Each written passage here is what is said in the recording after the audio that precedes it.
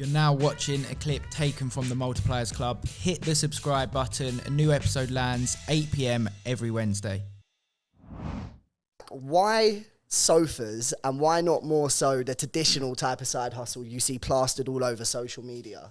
Yeah, 100%. So when it just goes back to where I kind of started with it. So I've been doing it for 3.5 years, but when I first started, I was on my arse, mate. Like, I had no money, racked up a load of credit card debt. So I looked at the other side hustles. So I was online, you know, like everybody does, don't they? Instagram, YouTube, looking at what's, you know, how the fuck can I make some money really quickly?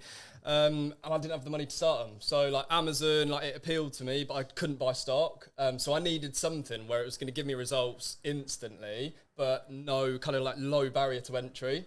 So anyway, searched around, found a guy in America, and he was reselling like sideboards, dining tables. I just had my car at this point, yeah, so I didn't have a van, had no money, obviously couldn't go buy a van or rent a van. Anyway, I thought I could do that, just like same concept, different items maybe. So anyway, free washing machine came up, and I didn't do it straight away. I was obviously depressed as anything because I just lost my business. But anyway, 2 weeks in, picked up a washing machine, brought it back, took a better photo of it, and offered free delivery. And I had an A5 convertible at this point as well. So the worst car you could possibly imagine. Washing machine just hanging out the side of it. Listed it on Facebook, and then next day, 55 quid, like that. And I thought, right, I'm on something here. So just replicated that, and then it was about 2 weeks in, I'd had enough to rent a van, spent all the dough I'd earned in the last 2 weeks on renting a van, and then a free sofa came up in Peterborough. Didn't know the concept, didn't know it was going to work.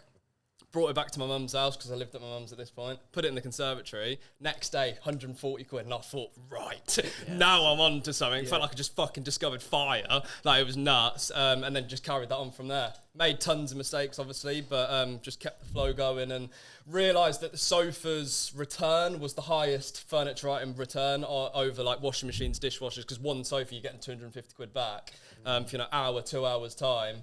So yeah, then just kind of expanded from there, really. Have you explored with like wooden furniture, cabinets and drawers and? Yeah, I've done it. The only thing is with wooden furniture, you need to add value. So if you've got oak dining table, TV stand as an example, you'd need to paint it to add value to it. And mate, I'm ADHD as anything. Like, I haven't got the patience. I can't sit there for 2 hours and paint something. So I did it a couple of times, but just gave up, and then just carried on with sofas from there. Nice. So after you made your first flip, you made, say, 150 from 140 the flip, first 140 flip. you got Yeah. for free.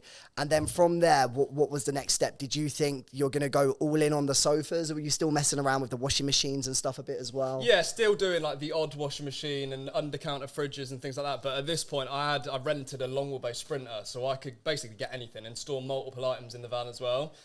So yeah, carried on doing a lot of it, but quickly realised that if I do 4 or 5 sofas a week, I'm going to be at the £1,000 a week mark, which is exactly what happened. And then I just expand from there. But the problem is, and I can't stress this enough, like, you have to get the right items. So when I started, I just went ham on collections, collected anything and everything, and I filled a 40-foot container full of stock that I couldn't shift. So it ended up costing me money rather than making me money. What did you end up having to do with all that? Sorry? What did you end up having to do with the... I had to get like a waste removal guy in to clear the, because it was kind of, if I don't clear it, I can't get any more stock. Yeah. So... But if you're getting them mainly for free, it's not the end of the world anyway. No, of course. Yeah. Goes. Exactly, yeah. So how did the expansion then go? Like, I'm trying to think from there to 3 years later, is there been significant increase, or once you'd really cracked it, is it kind of level playing field anyway? Yeah, so I expanded my first business quite quick. So I outsourced a lot of it. I employed salespeople to where I wasn't involved as much anymore. So I just basically carried over the same systems where what is costing me a lot of time but isn't necessarily making me loads of money. And then I started to outsource the parts that were the most time consuming. So the sourcing the products. I hired a sourcing team. So they sit on Facebook all day, every day and find me stock. Delivery driver now. I've got a driver that does the collections and the deliveries. So, you know, instead of me working in the business, I'm now working on the business. And then as soon as I got to that situation, it then started to expand more. And then it's just as simple as just, you know, you want to make £2,000 a week, you need to be collecting 2 a day and selling 2 a day. You want to make £3,000 a week, you need to collect 3, sell 3. Yeah. And it's just, you can see the uplift, which I've never seen in another business before. Like, I needed a specific number to make the money I wanted to make, whereas my first business, I couldn't really see the growth because I was young, naive, but it was harder to grow, basically, whereas this, it's quick and pretty simple.